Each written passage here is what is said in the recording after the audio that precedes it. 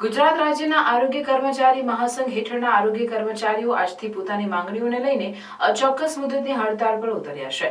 ત્યારે નર્મદા જિલ્લામાં પણ જિલ્લા પંચાયત હસ્તકના 300થી વધુ આરોગ્ય કર્મચારીઓ અચોક્કસ મુદતની હડતાળમાં જોડાયા હતા।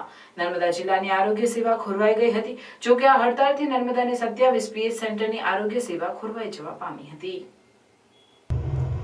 નર્મદાના આરોગ્ય કર્મીઓએ ખાતાકીય પરીક્ષા રદ કરી પ્રમોશન આપવું, ઉચ્ચતર પગાર ધોરણ આપવું, 4 કેડરના કર્મચારીઓને ટેકનિકલ ગણી ટેકનિકલ પગાર આપવાની માંગ કરી હતી। જેમાં ગુજરાત રાજ્ય પંચાયત વિભાગ વર્ગ 3ના આરોગ્યના MPHW, FHW, MPHS, FHS તેમજ THS, THV અને જિલ્લા કક્ષાનો સુપરવાઇઝર ભાઈઓ બહેનો ટેકનિકલ કેડરનો સમાવેશ અને તે અંગેનો ગ્રેડ પે ખાતાકીય પરીક્ષા રદ કરવા બાબત તેમજ ટેકનિકલ કેડરમાં સમાવેશ તેમજ ટેકનિકલ ગ્રેડ પે બાબતે કર્મચારીઓ અચોક્કસ મુદતની હડતાળ પર ઉતરી ગયા છે। જેના કારણે નર્મદા જિલ્લામાં જિલ્લા પંચાયત હસ્તક આવતા આરોગ્ય કેન્દ્રમાં તેની અસર જોવા મળશે।